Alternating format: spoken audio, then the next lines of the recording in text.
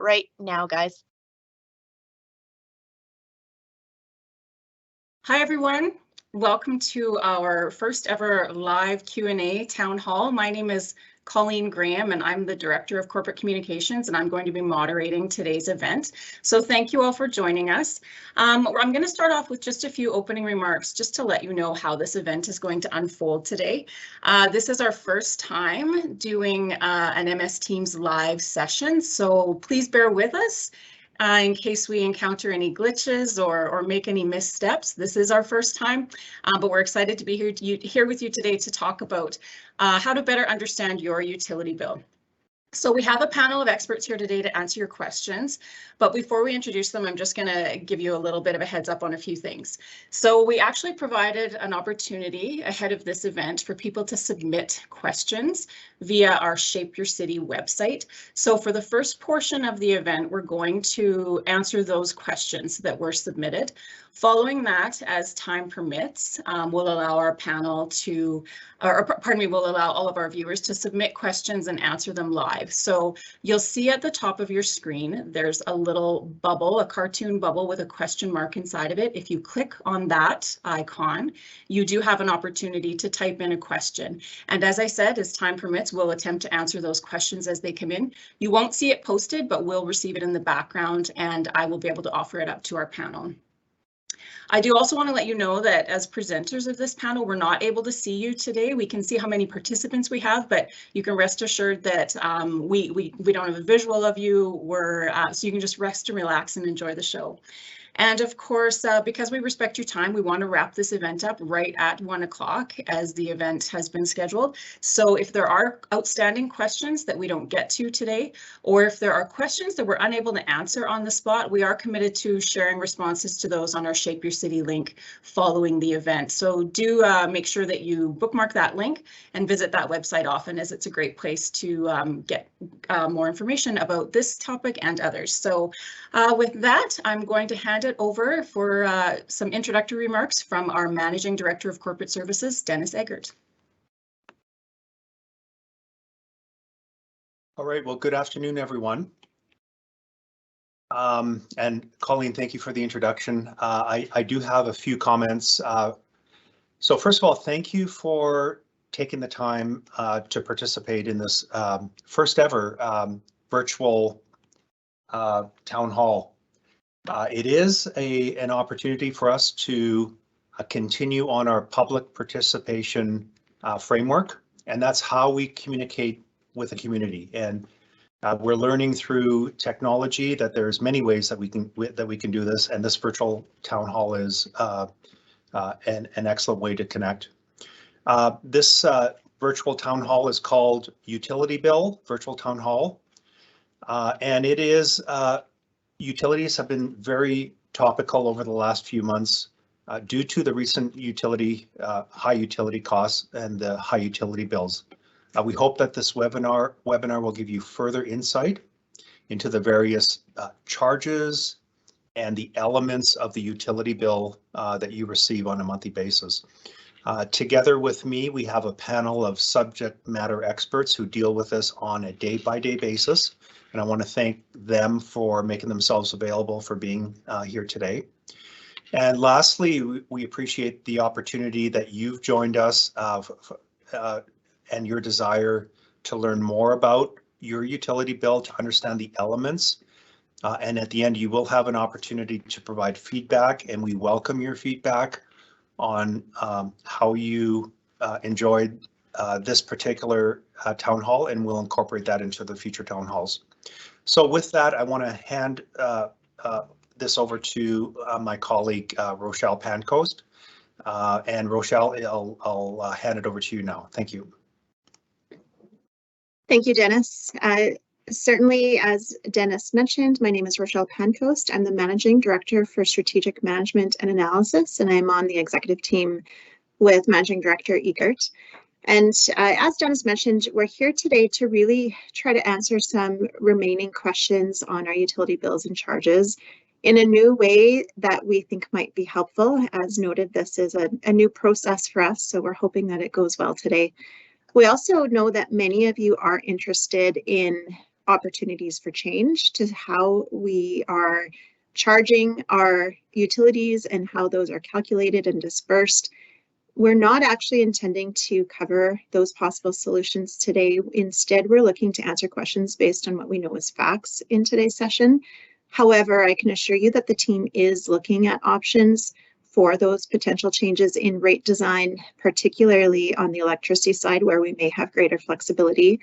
But of course, it's all very complex, and we'll need to ensure that we prepare appropriate analysis for council to consider the various options before any decisions can be made as we look at those options into the future. So with that, I'll invite the rest of the panel to introduce themselves, starting with Denise.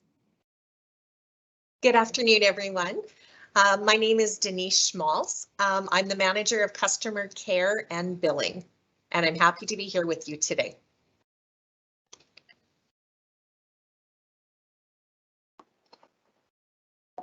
Thanks, Denise. I'm Jared Dickey, Manager of Municipal Business Support.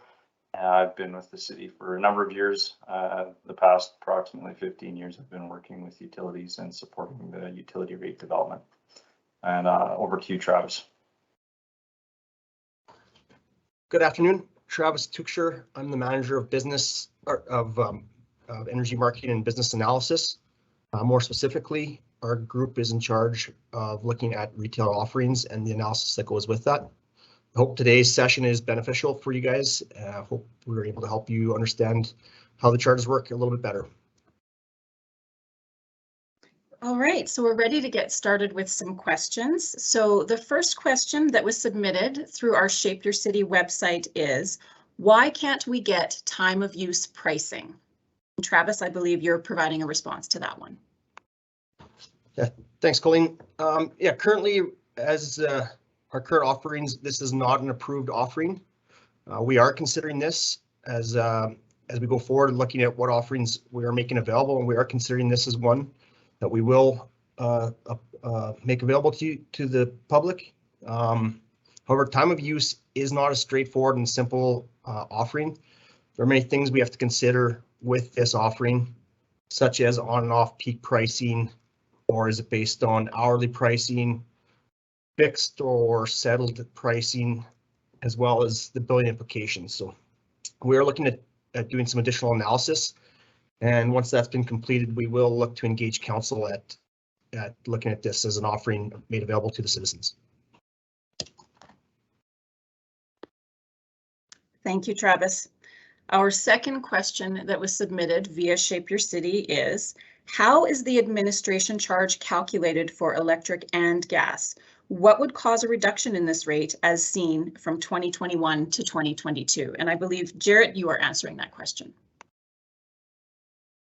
Yeah, thanks, Colleen. That's a great question, and it's always a good news story when we can show or demonstrate to customers that there's been a reduction in a utility rate. So as most people are aware, the city has continued to focus on cost containment or reducing costs to customers. The administration costs is directly related to the customer care and support around our utilities.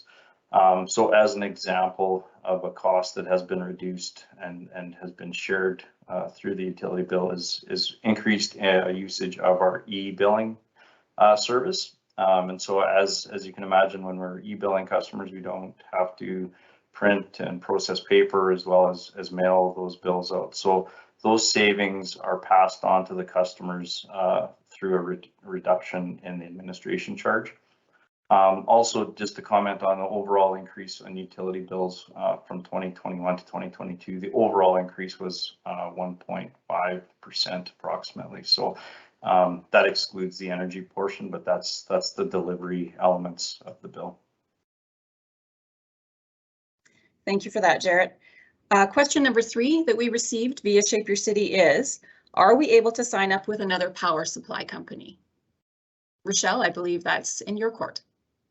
Thanks, Colleen. The simple answer is no, but we actually see that as a source of pride, as a key differentiator for our community. It's really quite unique that the city is able to generate, distribute, and sell electricity within what we call our franchise area. This includes both our municipal boundary, but also areas including Redcliffe and certain adjacent parts into Cypress County. You may occasionally hear city representatives refer to an exemption, and that's really a regulatory protection that we have that allows us to sell into our franchise area, whereas the rest of the province, it is a competitive market. We certainly are protected, so to speak, by regulations, and it's really recognizing our longstanding history of generating and self-supplying electricity in the city back over 100 years. Now, of course, we do import and export with the rest of the province following provincial rules, and that helps us manage our surplus electricity and import when prices are cheaper. So that benefits both customers as well as our electrical business. We get to buy low and sell high. We take our exemption and the exclusivity of the retail sales that it grants us very seriously, as it does allow us to keep electricity prices lower than what we see in our peers, particularly the delivery costs, because we are able to avoid some of the provincial fees and charges related to delivery. So we see this ability to be the sole provider as a win-win for our customers, as well as for the city as a whole, as we look to leverage that to attract new economic growth. Thank you, Rochelle. Question number 4. Other power companies have 1 to 5 year contracts. Why aren't we offered the same? Travis, I believe you're answering this one. Yep. This is another offering the city is looking into. Currently, our rate offering is only for 1 year. The longer term contracts bring some additional risks associated with them, so we will evaluate those risks and how we can manage that in the future and look to provide this offering as we move forward. Thanks for that, Travis. Question number 5. Has council advocated to the Premier about bringing back the cap for energy pricing? If not, why not? And if so, when? Dennis?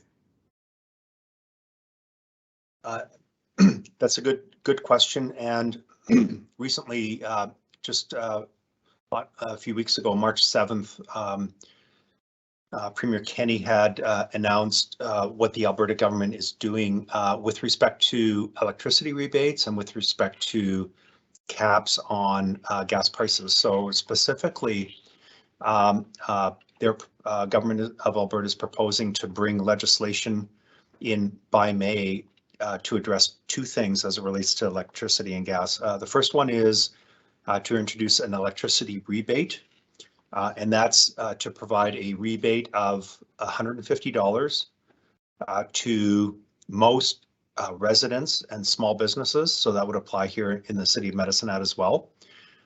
We're waiting to see the details of what this legislation will look like, and we are working behind the scenes. City of Medicine Hat will be facilitating this rebate on behalf of the province and delivering it to our customers. With respect to the natural gas cap, Premier had announced as well looking to introduce a cap of $4.35 per gigajoule. And so that is to be developed in time for later this year in 2022 in November and December.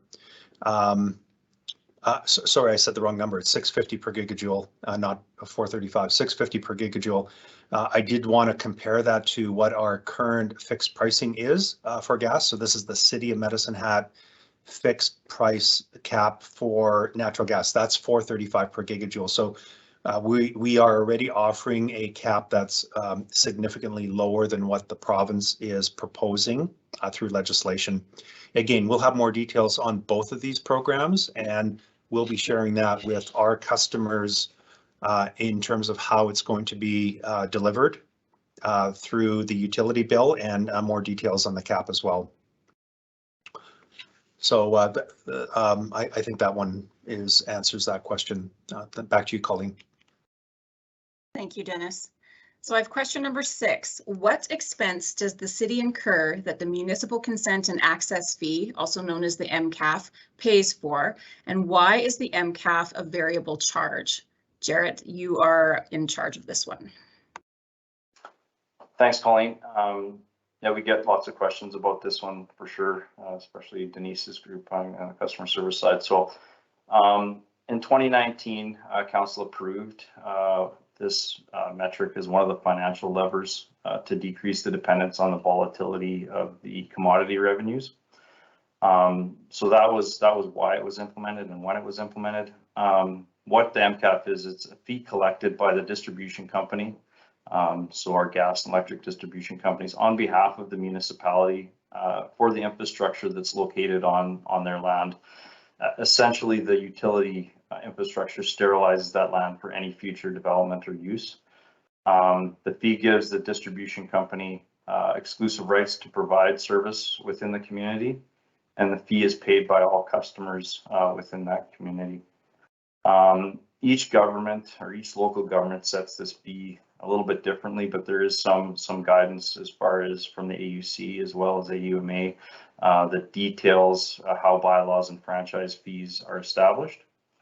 So the fee is typically, not always, but typically calculated based on a percentage of the distribution tariff revenues that the delivery company charges. So distribution tariffs are a combination of a fixed service charge as well as a variable usage charge.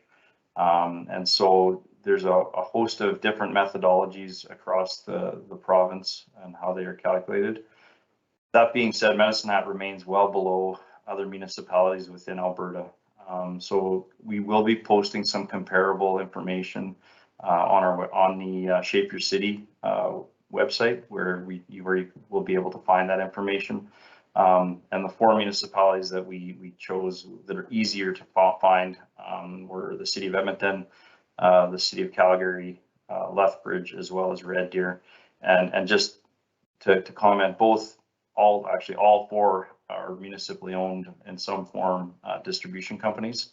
Lethbridge and Red Deer are directly owned their electric distribution assets. So they do charge that fee as well. Thank you, Jarrett. The next question is a rather lengthy one, so bear with me as I read through it. This submission was also received on Shape Your City. What is the city trying to achieve by having utility customers lock into a specific rate at a specific time? What is the end game? All I can think is that if you sign in for a 6-month period and it's time to recommit, you'll have an even higher rate at that time, or the city will manipulate the rates to gain the most in the end. Isn't this what business does? Try to make money. You can't gain new customers through the fixed rate program, so there must be an advantage to the city. The city doesn't want to lose money, so how can some customers receive an advantage? Who pays more then? I'm genuinely interested to know what the city is trying to gain in having customers commit to a temporary rate while other customers may not do so. Doesn't this strategy just cause more administrative work and thus cost? And I believe more than one respondents are lined up for this question, and we'll start with Travis. Sure, thanks, Colleen. Maybe I'll take this as an opportunity to review how the fixed rate offering works. The fixed rate is set annually during our budget period, and so it changes at most once per year as we currently have it set up. The fixed rate had not changed in 3 years until January of this year, where it was updated. The fixed rate has a minimum of 6-month period that any customer must stay on that fixed rate. This is just to reduce the administrative burden to maintain rate changes and switches with our billing department. We are the sole provider of electricity in our service territory, and therefore we want to ensure that our customers have choice. So that means we are looking at different offerings, and so a fixed price is one of those offerings. This truly is a choice for the customer that allows them to manage how they want or how they can manage their electric utility expenses. This rate I wouldn't look at is, or is it better or worse than the variable rate? It's a rate that may suit other customers better that are looking for more of a fixed cost, stable cost per month or a fixed cost per month. So it provides those customers with a little more cost certainty.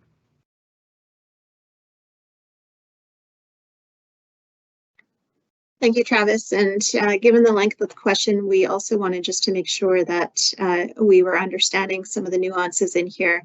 but a question mark in terms of how is the city making money, and is it the rational approach to provide that sort of option?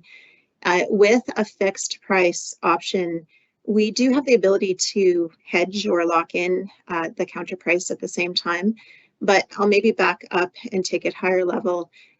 Essentially, it's the taxpayers of Medicine Hat that invest in our businesses to produce, distribute, and sell electricity, and distribute natural gas, and provide the environmental utilities. Because those are long life asset-based businesses, it means that they're not risk-free. There is uncertainty in how that will perform through time. So ultimately, our decisions in these areas must balance the needs of both our customers and the needs of our shareholders. And the shareholders in this case are the Medicine Hat taxpayers. And we need to, how we have chosen to approach it thus far, again, subject to any council revisit, is that we run those businesses as businesses, making rational choices with prudent risk management approaches with long-term business sustainability in mind. And by running those businesses in a healthy way, we then are able to essentially pay the taxpayers or the shareholders of those businesses funds through notionally dividends that flow back into the municipality. And then we have a choice of how to use those proceeds. And some of those recent examples would have been through relief options that we've discussed, whether it's the recent utility bill relief, whether it's prior COVID relief, continuing to support the Heritage Fund, or even spending on community projects or other such uses. But where you essentially try to differentiate running the business as a business, and then the surplus funds from those businesses coming back into the municipality to use at our discretion, and separating the business side from the social and community benefit side. But ultimately, we do look to also run those businesses in a very competitive way to make sure that costs are low and lower than our peers for the delivery of those services, while also paying the dividend. So almost a double benefit back to our community in terms of competitive advantage and lower costs, as well as the benefit of a dividend back into the municipality that helps our shareholders and essentially the taxpayers as a whole. Back to you, Colleen. Thank you, Rochelle. So you did mention utility relief options, and that is actually the subject of our next question, which I believe Denise is going to handle. Just basically providing an explanation of what immediate relief options were approved by council at the February 22nd meeting of this year. Thank you, Colleen. Great question. Since the pandemic started a couple of years ago, City Council has offered numerous offerings throughout the city to help our customers, and particularly on the utility side, in response to the high utility bills and the complaints that were coming in from residents about particularly their January utility bill. City Council approved some immediate relief options for customers at that time. And the first one was in relation to fixed rates. So the feedback that customers were giving was that they didn't understand what a fixed rate contract was. They were not knowledgeable that they could enter into this type of rate pricing. So City Council approved that for customers that did not sign up for fixed rates prior to January 1st, that if they signed up for fixed rates for gas or electric, they would receive a credit that basically gave them back the money, the difference between the market rate and the fixed rate contract. And so our utility customers had until February 28th to sign up for that option. And we had approximately about 3,000 customers that opted in for this relief to do that. The other relief that City Council approved was a $100 incentive for EnerGuide home evaluations. And this was to encourage our residents to basically understand their consumption habits, to be able to have the ability to take advantage of some rebates that were offered through HatSmart and the federal government Greener Homes program, so that they could be in a better position for next winter to be able to offset those high rates. So that $100 incentive is eligible for customers who do the EnerGuide home evaluations, and they have until the end of the year to complete that. When they have done their EnerGuide home evaluation, $100 credit will then be applied to their utility account. There's also, they approved the deferred payment plans, and under this deferred program is the utility charges or the arrears charges for January and February could be spread out over a 12-month deferral plan. So under that deferral plan, a customer would need to pay their full current billing amount as well as 1/12 of the deferred amount. Other items that City Council approved was the waiver of late penalties, transfer to tax fees, and disconnect warning fees in March. Some previous offerings that City Council had approved in last August was $4.5 million was administered to utility account holders, which essentially gave each utility account holder a utility rebate of $136. And in 2020, there was a 3-month deferral on collections, on payments. There was also the deferred payment plan offering, and they donated $1 million to the vulnerable residents in our community. $100,000 was donated to the Community Foundation of Southeastern Alberta, and $900,000 was donated to our local community warmth program, which helps residents that are struggling to pay their utility bills that is up for disconnection or have been disconnected. As of this March, all of our community warmth funding under that council donation has been used. Thank you. Back to you, Colleen. Thanks, Denise. This next question is a more unique situation, so I'll read it aloud. It was submitted again on Shape Your City.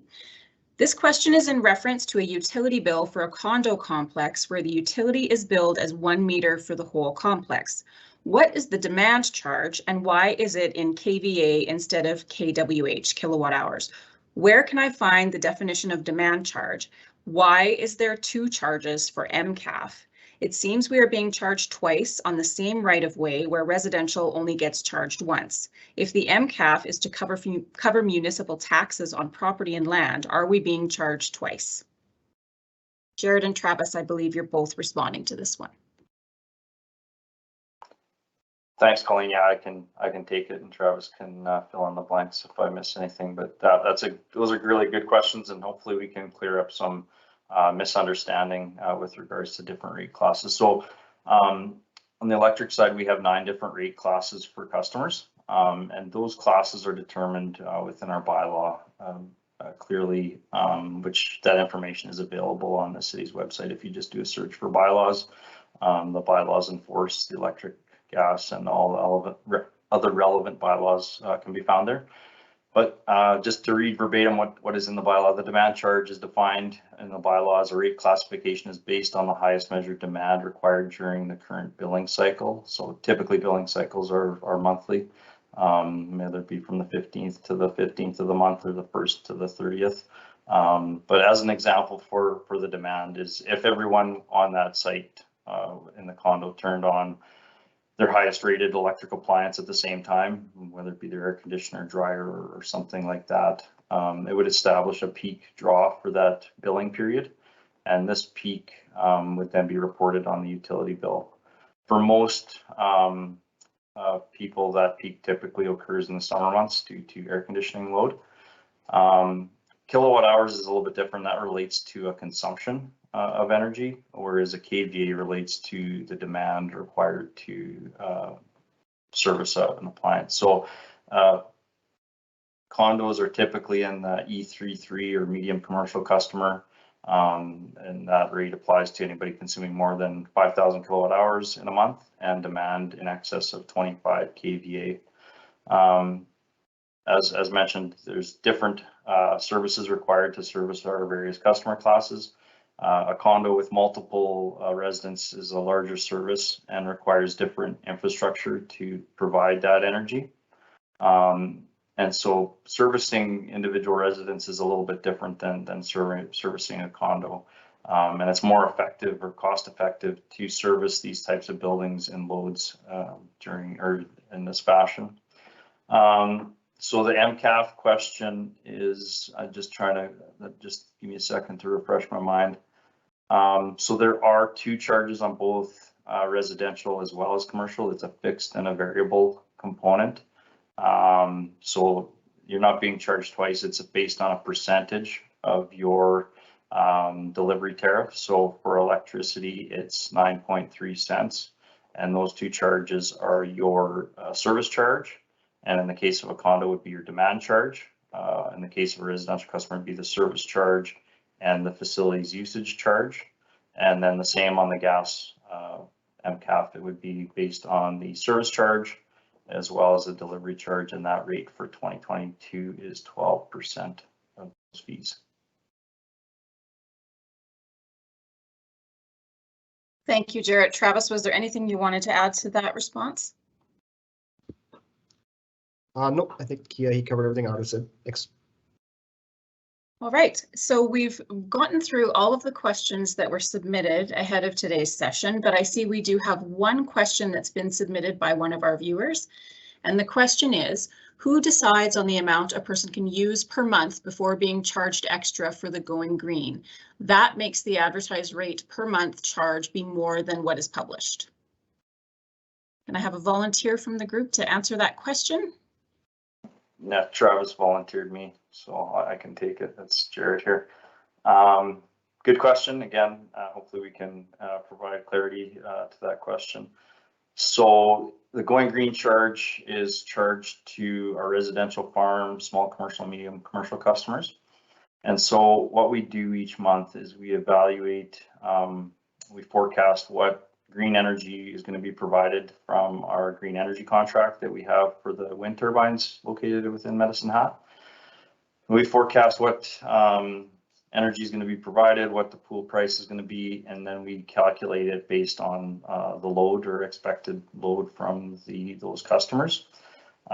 Each month we are never 100% correct, so there is a bit of a reconciliation done and a true up that is part of that calculation. So there's no peak or minimum energy requirement. It's charged on those kilowatt hours that each customer consumes in the billing period. So hopefully that answers the question, but it does change each month modestly, and we do try to make sure that we're as accurate as possible.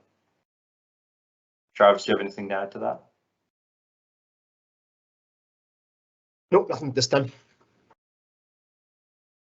All right, thank you both for that. So we have gotten through all of the questions that were submitted as well as the live questions that have been posted, but city staff did take an opportunity to identify some frequently asked questions, and we thought we would take this opportunity to review some of those as well. So the first question that we often receive is, how do I sign up for fixed rates and what do I need to consider to make my decision? And Denise, I believe you're going to provide a response. Yes, thank you, Colleen. So this is a very important question that comes through the call center. And as Travis mentioned earlier about fixed rates, savings are not guaranteed, as we can't guarantee what the future market rates are, but the fixed rate does offer price stability for customers. And so to assist customers in making that decision, on the city webpage, there is some historical monthly rates that are listed for gas and electric, and it will show what the fixed rate contract amount is and what the monthly rate being charged is as well. So when a customer goes onto the website, if they look past the last 6 months, they would notice that the electric fixed rate is lower than what the monthly market rate is. And on the gas side, that the monthly rate is sometimes a few months it's lower and a few months it's higher, but it does help for customers to understand that. And it is on the website. Thank you, Denise. The next question that we often hear is, I can't afford to pay my bill. What can I do? And Denise, I believe you're providing a response again. Yes, thank you. So when customers are having difficulties paying their utility bills, there's a number of options that are available to them. The first thing that we would like customers to know is that early intervention, early contact is very important when it comes to your utility arrears. And so that means contacting the collections department and making some sort of payment arrangements or offering up what you can pay prior to receiving your disconnect warning notice or prior to being disconnected. Payments and options that are available are you can do payment arrangements. You can set up on the utility deferral program, which would basically defer your arrears over the 12-month period. There also is for property owners the ability to transfer to taxes. And that basically then defers the utility arrears into the tax collection recovery stream, which then also safeguards you against being disconnected on the utility side. And there's also options available for assistance through the provincial government Alberta Works program. They have a program that is for Albertans facing utility disconnection. And also through the local community warmth program for utility customers facing disconnection as well. Right now, the community warmth funding in Medicine Hat basically has an amount of $2,100 available each month, and that's through the donations that are currently being made on customers' utility statements. So for customers that are able to donate and wanting to help their neighbors in Medicine Hat with utility costs, it's very easy to do to sign up for community warmth to have a dollar added onto your utility statement each month that would contribute to this fund. And also it can be increased by any dollar amount that you would like. On the city website under collections gives basically what happens when a customer receives a disconnect warning notice, what it looks like for when a customer is in arrears, and also the options available, the phone numbers for Alberta Works, and also the phone numbers and the process for accessing community warmth. Thank you, Denise. And actually, it's quickly turning into the Denise show here. The next frequently asked question is, are there programs that can help levelize my utility bill?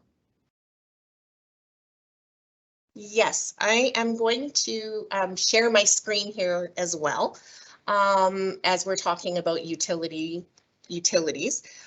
There are different options that you can levelize your utility bill. The first one that we've already talked about in quite a bit of detail is the fixed rate pricing.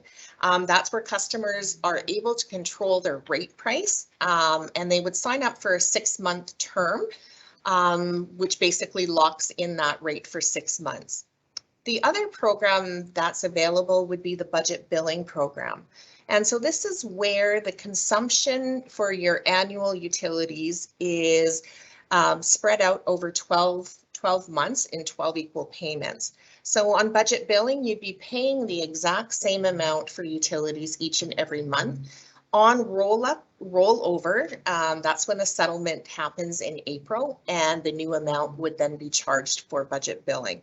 A lot of times from what we hear from our customers is that the two programs are confused between fixed rate and budget billing.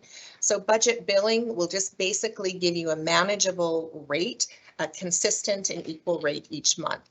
So for customers on budget billing, some months that they will notice on shoulder months when demand and consumption is lower, such as possibly April and May, that their budget billing amount will be lower than their actual charges.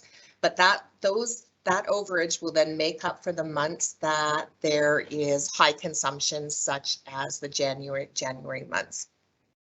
The other important thing to levelize your bill is to be able to understand your own consumption habits and have the ability and the knowledge to be able to reduce consumption. So there are a few things that are available for our customers to do.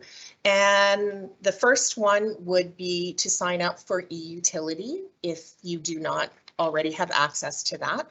Under eUtility, you can understand your consumption patterns. There's also HAT Smart on the city website, which would then show conservation information and possible rebates such as scratch and win, and home improvement incentives.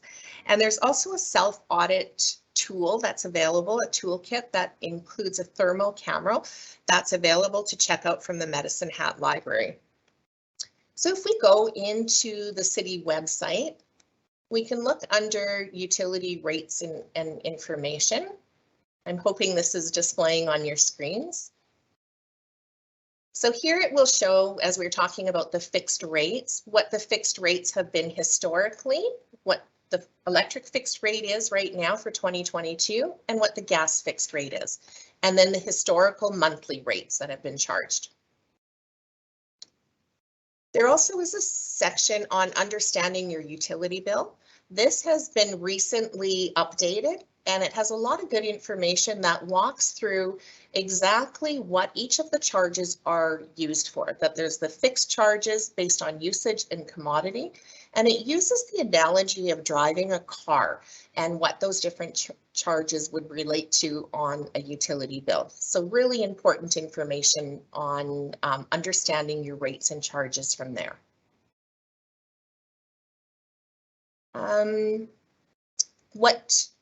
What you can do for signing up for eUtility.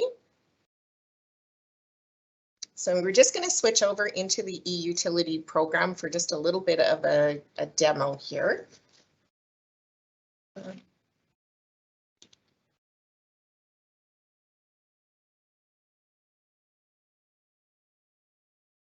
So on the eUtility site, it will give information specific to your property. You can view your utility descriptions here, which would just basically take you back to the City of Medicine Hat website, and it would show all of the descriptions available there.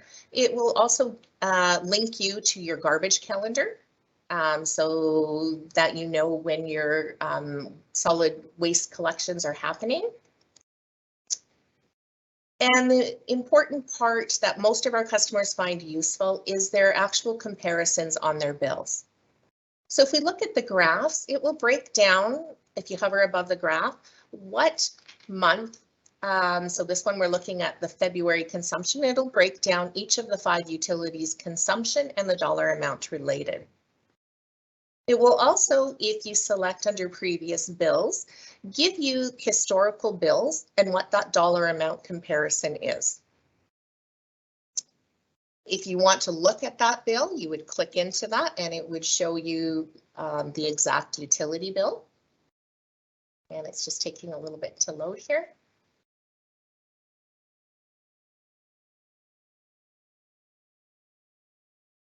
And it would generate your utility bill.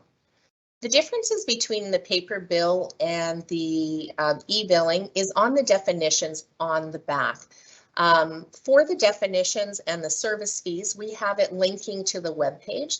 And the reason that is done is that for customers that are wanting to print their utility bills or need to print their utility bills at home, we didn't want to add a couple extra pages of print history onto their bills.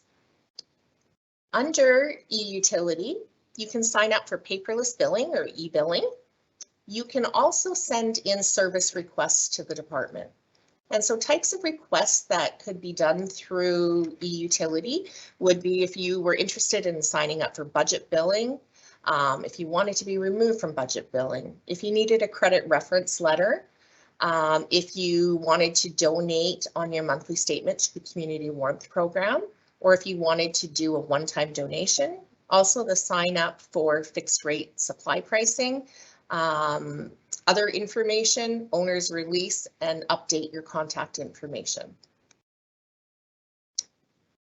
Under the services tab, It will also show you the type of services that are at your residence. And it would also give the meter number and the rate classification that you are being billed at. The part that the customers utilize the most is in the program called Customer Connect, and we're just linking to that now. And this is the information that's generated from your AMI meter.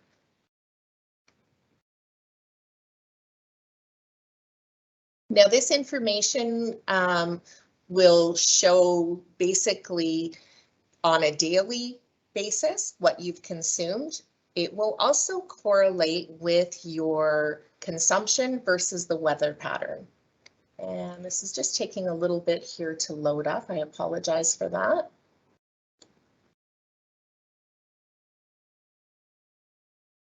So when it links to, when we do open up the program, what we will see in here is that your consumption, it will also have the weather temperature there, and you can sort this information either by billing period, you can sort the information by day, and you can drill down even farther to see the consumption based on hourly consumption through the meter. So residents will often use this information to say, you know, during the night, we can see that our consumption is a lot lower on the electric side than it is during the day, and be able to make changes to see what their consumption is. I apologize that this is not loading properly here. Denise, perhaps while that loads, we have had a couple of questions submitted from our audience. So if you want to try and continue to get that to work, and in the meantime, we can answer these other questions.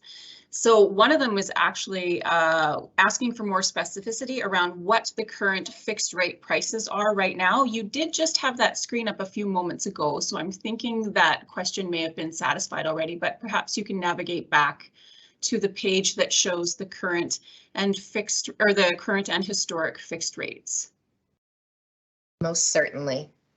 Thank you, and we'll just review those quickly before I move on to the next question.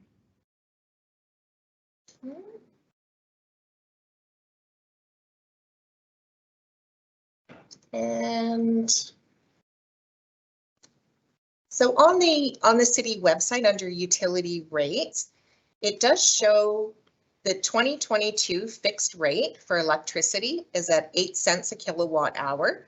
And for the gas fixed rate for 2022 is at $4.35 a gigajoule. If we look further down in this chart, we will see what the monthly rates for each of these charges are. So if we look back here in March for electricity, the monthly market rate is that we were charged is about 10 cents, 11 cents per kilowatt hour. So that is higher than the electric fixed rate of 8 cents. And if we go further down for the last 6 months, we can see that the monthly market rate for on the electric side has been higher than the fixed rate for electric. On the gas side, we see that there's $4.35 a gigajoule is our fixed rate. And we can look now then what the monthly market rate was. So in March, it was $4.93, so higher than the fixed rate. In February, it was $5 a gigajoule, which is higher than the fixed rate. January was $3.64, so that was lower than the fixed rate. And then all of the remaining months, January, December, and November had been higher than the fixed rate. Thanks for that review, Denise, very helpful. And I do see we have Colin from the Medicinet News is in attendance today and has posted a question wanting to know, is there a regulation that prevents the city from implementing a blanket fixed rate? Colleen, I could take that one and others can supplement if needed. The simple answer is no, there isn't a regulation in place that prevents us from doing that. Our approach, however, taken thus far is to manage a couple of elements. One is making sure that from a risk management perspective, we're balancing the desire to remain competitive with the rest of the provincial pricing, both from the servicing side, because for instance, with our electric generation, our input costs change with the market through time. So if we have a fixed sales price, we are challenged in trying to make sure that there is sufficient profit there to be sustainable long term. And also from the customer side of things, if they lock into a blanket fixed price, it is possible that they could end up paying more during certain periods than what they might be able to do outside of the city. And we're trying to mitigate against that risk as well, to always be competitive with the broader market alternatives. But the second reason is from a cost causation perspective. We really like having a consumption signal in place, because essentially if everyone consumed all at the same time, we would need to increase our capability of our capital support systems in order to allow all of that service to be provided. And that is significantly more expensive than if we were to try to balance the consumption out. So from a cost causation, making sure there's a consumption signal there for minimizing our overall cost and simply being efficient with resources that are available. And also from a competitive perspective, we've opted thus far not to take the blanket approach from a fixed rate perspective, but those are some of the considerations that we would look at going forward with council.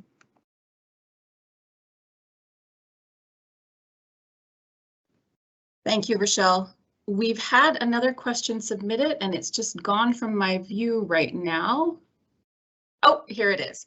Can you download utility bills into an Excel format? Denise, perhaps it's you to answer that question. I'm not sure.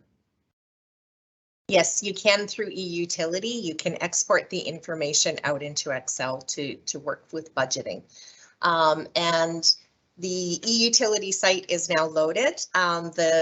The problem that I was encountering is that there was pop-ups that needed to be opened up, so that pop-ups were blocked from the shared site.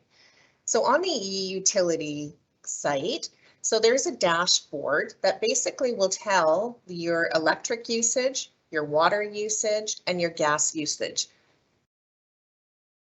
On the blue bar here, it will tell your consumption and it'll correlate to the weather of that day. So we can tell if we go into March 9th, there was a weather temperature of minus 15 degrees, and that the electrical consumption that day was 15 kilowatt hours for the day. We look down at gas particularly, you'll see the direct correlation between weather and the gas charges.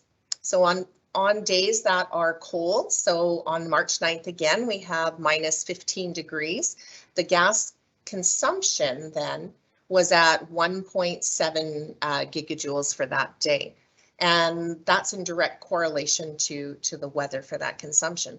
So a lot of calls that come in through the call center to the CSRs would be around the question that I didn't change anything in my house. I didn't change the thermostat. I didn't do anything different. Why would have I consumed more gas that day? And the cold temperature would be the explanation for that. Even though you don't change your thermostat, your furnace does work harder to then maintain that heat throughout your house that day. If we look, then we can drill down further into reports by meter usage. In the meter usage, we can toggle between the different meters that you would like to look at. If you'd like to look at your electric meter, your gas meter, or your water meter. So we'll look at the gas meter. And you can define this by the billing period.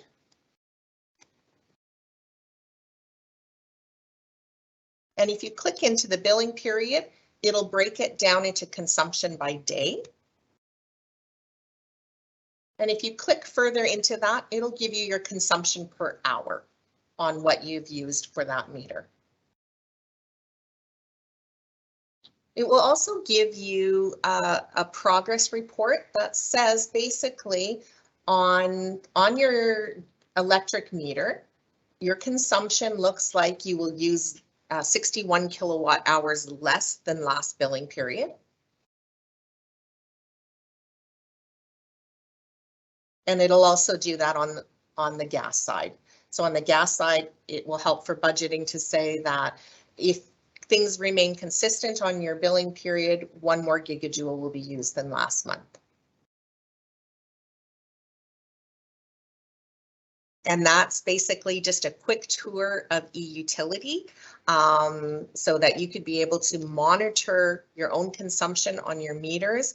It's also good for residents to be looking at consumption in their meters, especially as we're moving now into the springtime, where often there are water leaks with underground sprinklers that might have been frozen.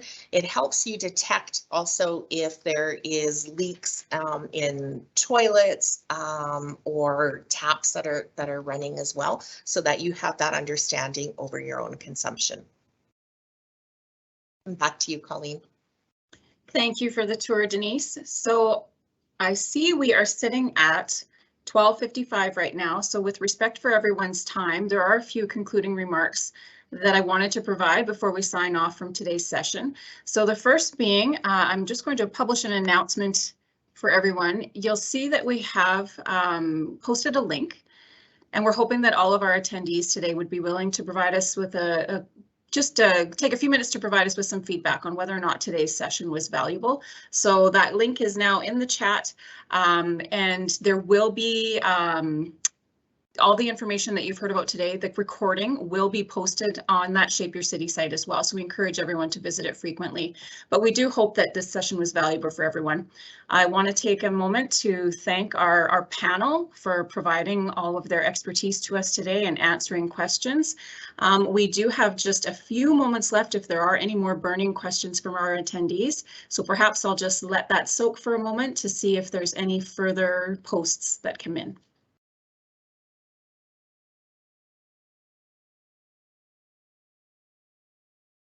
So there is one comment just saying great session. So thank you very much for that.